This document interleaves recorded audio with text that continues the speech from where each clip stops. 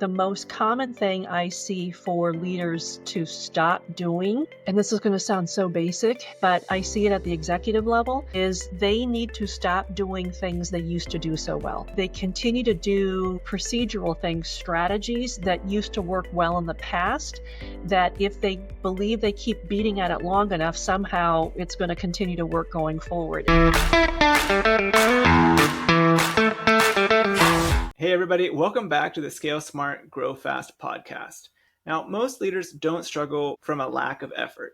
They struggle because they're focused on the wrong things. In this episode, Liz Weber, a globally recognized leadership strategist and author of 10 books, reveals the critical shifts executives must take to lead their teams and companies through sustainable growth. With decades advising boards and C-suite leaders worldwide, Liz is going to share a clear framework for what to start, stop, and delegate to scale with clarity, confidence, and impact. Liz, tell us a little bit more about your background. What brought you to what you're doing today? Well, first off, what I do today is, the intro kind of alluded to. I typically work with business owners, C-suites, and boards of directors in three main areas. The first is really helping them clarify where their organization, their company needs to go over the next 3, 5, 10 or more years, strategic planning. So I facilitate those conversations to help them create really clear, concise plans. As a part of those conversations, Harley, invariably, you can imagine when we're talking about how might the company need to shift, morph, grow, add products or services, or shrink their portfolio of offerings, what does that mean for the people they need to help get that done? So we get into succession and workforce planning conversations and really start identifying where do we have gaps in talent and skills right now with the current team that you have, and how might we close those gaps, but also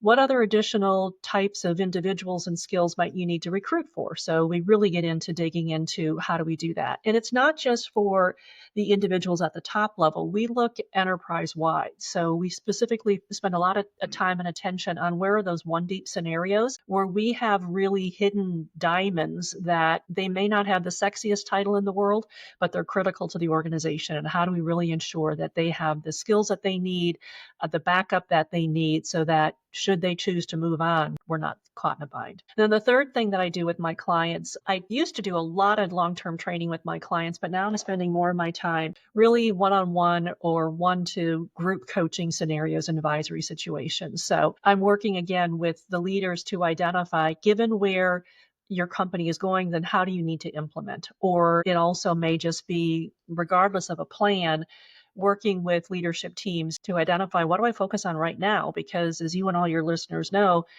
things are a bit crazy around the world right now, and things are shifting at a pace never seen before. And so it gets to be a matter of where do I just spend my attention right now? I can't do everything, so what do I need to focus on right now? And so it's really helping them identify step by step what might be the most effective use of their time and attention and resources right now to get the maximum leverage for what they want to accomplish. So getting clear focus is super important. You talk about helping these leaders, focus on the right things at the right time.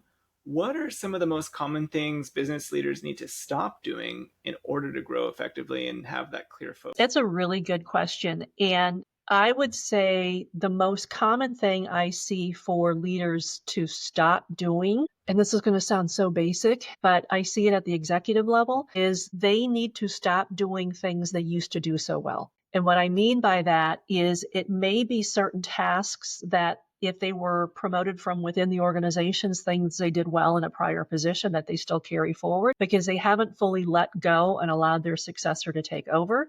Or they continue to do procedural things, strategies that used to work well in the past, that if they believe they keep beating at it long enough, somehow it's going to continue to work going forward. And they're not quite ready to scrap something that was really, really good in the past, but just is not hitting the mark right now. What are some key things that they can look at to identify if they are in that situation, trying to just make a old strategy work in a new environment? What are some red flags or things you could help them think about to identify those situations and stop doing Again, this? very simplistically, one of the conversations I typically have with them is, what is the mission of your organization right now? Or what is the objective of this activity that you're engaging in right now? And is the prior strategy or the prior process that you used to use, is it still optimizing the impact that it's supposed to have? And when that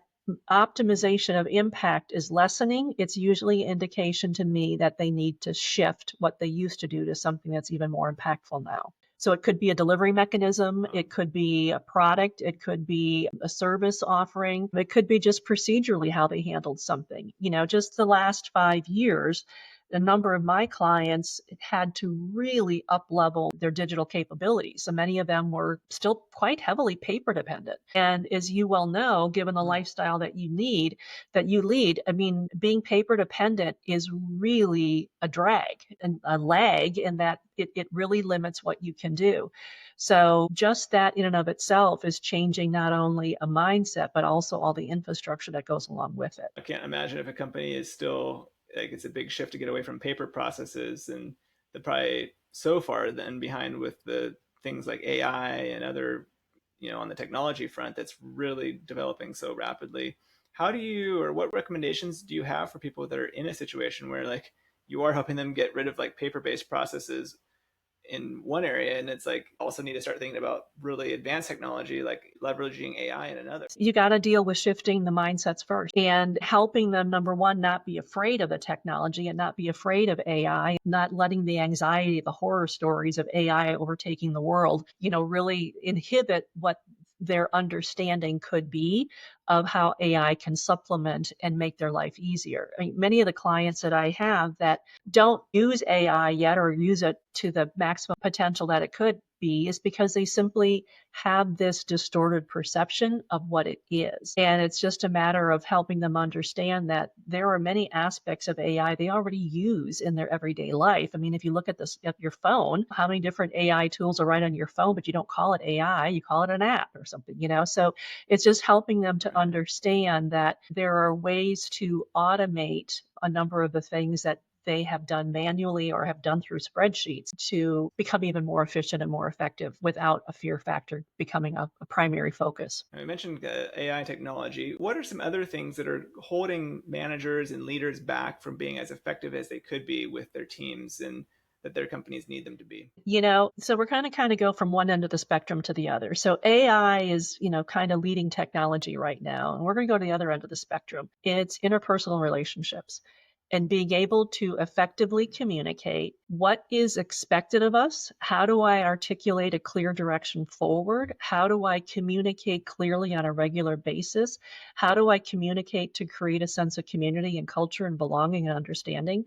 How do I communicate so that you are comfortable communicating with me ahead of the fact and when you need something from me so that I'm not a roadblock to you and you doing your job? And that's a lot of generalizations about things that sound touchy-feely, but communication, ineffective communication or lack of communication is one of the hot topics that I talk about with just about every one of my clients is how to communicate more effectively, how to communicate not just to your next level down, but how to communicate enterprise wide and how to create a culture that truly allows and expects and rewards individuals for speaking up when they have an opinion on how to do something better, make a change, and there are no negative ramifications for it.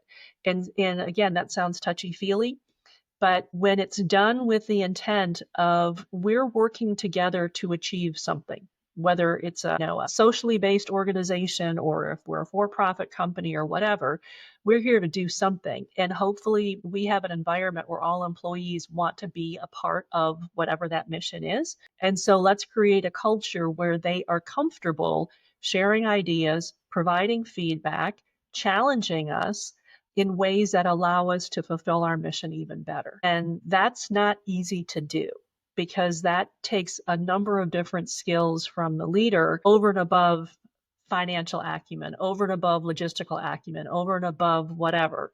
That takes a lot of emotional intelligence. That takes a lot of strategy. That takes a lot of relationship building to make that. A leader who maybe doesn't have some of those skills yet, what might they look for in their business, how their maybe daily operations go and how their current communications are to determine, hey, maybe this is a problem. Maybe we do need help in this area? That's a really great question. And I'll give you a couple Liz Weber tests that I use when I'm working with an organization. So one of the tests that I use, whether going to one of my clients in person and I'm meeting with people in person, or if we're just going to connect virtually, one of the Liz Weber tests is, I call it the conference room test or the Zoom room test. And that simply is this, is what happens to the dynamics of the group when the top person joins the meeting. If the dynamics of the group in the meeting shift when the top person joins the meeting, my spidey sense starts going off of, so we have something going on here. Because if people suddenly go off camera, or if people suddenly come on camera, or if we're in person, if people suddenly stop talking when the top person walks in the room, to me that says we've got something going on. It's very different when I've been in a room or been in a Zoom room and the top person comes on and there is no change in demeanor. When that happens, that tells me that organization is comfortable basically sharing ideas, getting feedback with whomever is the top. That's a very basic test. Second test, if the person isn't aware of that or isn't a clue to that, is what happens when you provide somebody feedback on your team? Do they recoil? Do they accept it? Do they feel intimidated, insulted? Do they become passive aggressive and shut down? Do they argue?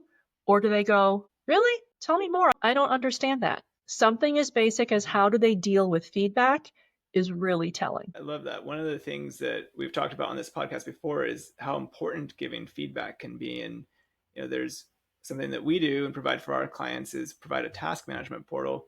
And the standard way that all of our assistants are trained to use it is when they finish something is they change the status to needs feedback. And so it's just a technological way of reminding the business owner, the leader, the executive who's working with their executive assistant, hey, this is a time to give feedback, and it can be good, bad, whatever. But that way, just like you're always giving that feedback and leveraging technology to help facilitate that. Do you have other maybe a quick tip for someone who maybe has, okay, those are some good tests and I definitely have failed those tests, need help?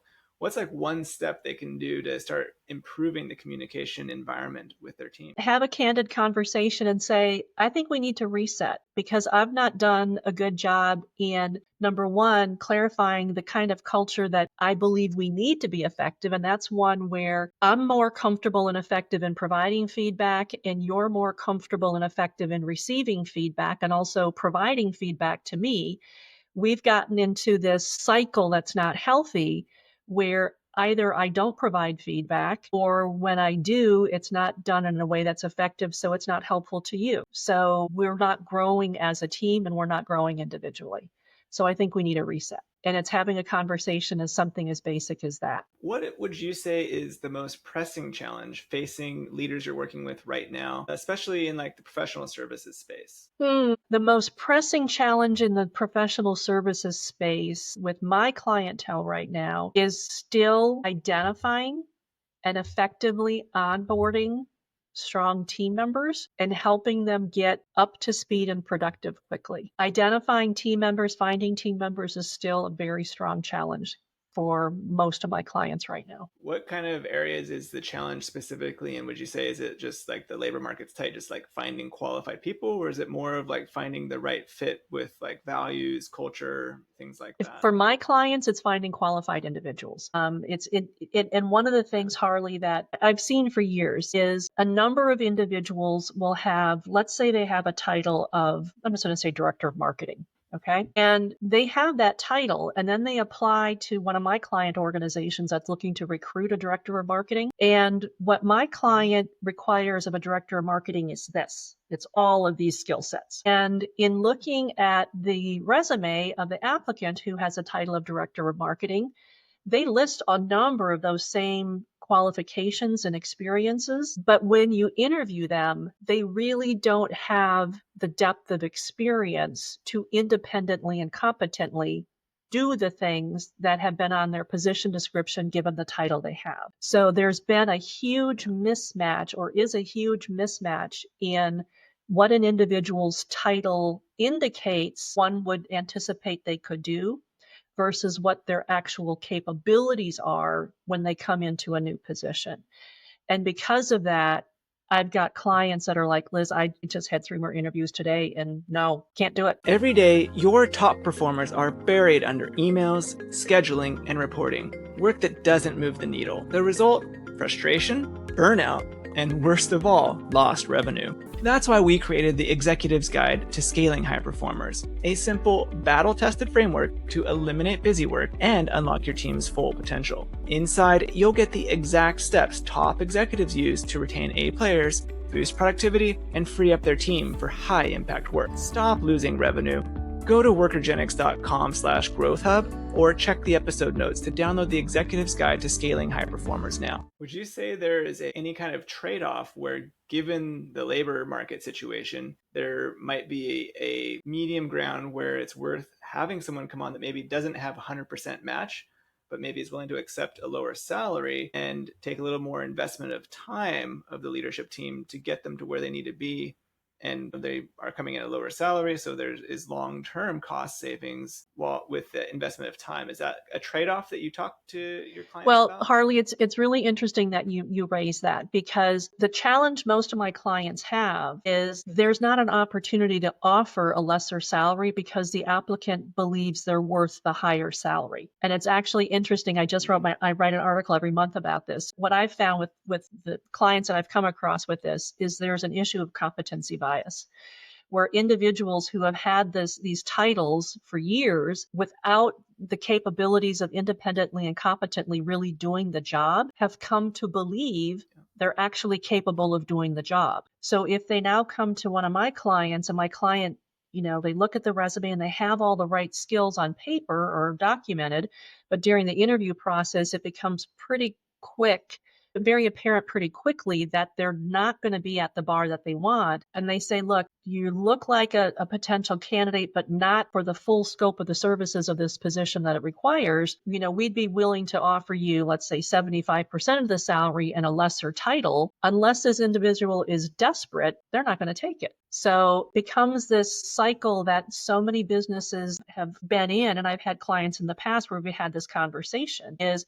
it's lovely that you want to make Harley feel good about himself and give him a title of director of marketing or VP of finance or whatever, when in the general scope of things, he's really not doing that level of work. But to appease him, you gave him that title. Well, now what you've done actually is done a disservice to him, because now if he goes to try to apply someplace else, he really doesn't have the qualifications for that position. And he's going to be crushed to some degree when he can't find a job because no one's hiring him because he's really not qualified, even though he had that title. That is a challenging problem from both sides, both applicant and the Exactly. business side. Exactly. Shifting gears a little bit, trying to focus on keeping the business leadership team effective and efficient. As their business is scaling and they're growing their businesses, knowing what to delegate and to whom becomes critical. How do you guide leadership teams to identify when it's time to elevate support roles? Maybe like bringing on an executive assistant to those high performers to free up their time so they can focus on high impact leadership and stop doing those things we talked about of like what they've been doing before in their previous roles. Again, it's a great question. And this is something that I do with one of my clients. And I'm very intentional when I say just about every one of my clients, because one of the things we do, and it references what we were just speaking about, is we look at position descriptions and responsibilities of when we're talking about succession planning and workforce planning.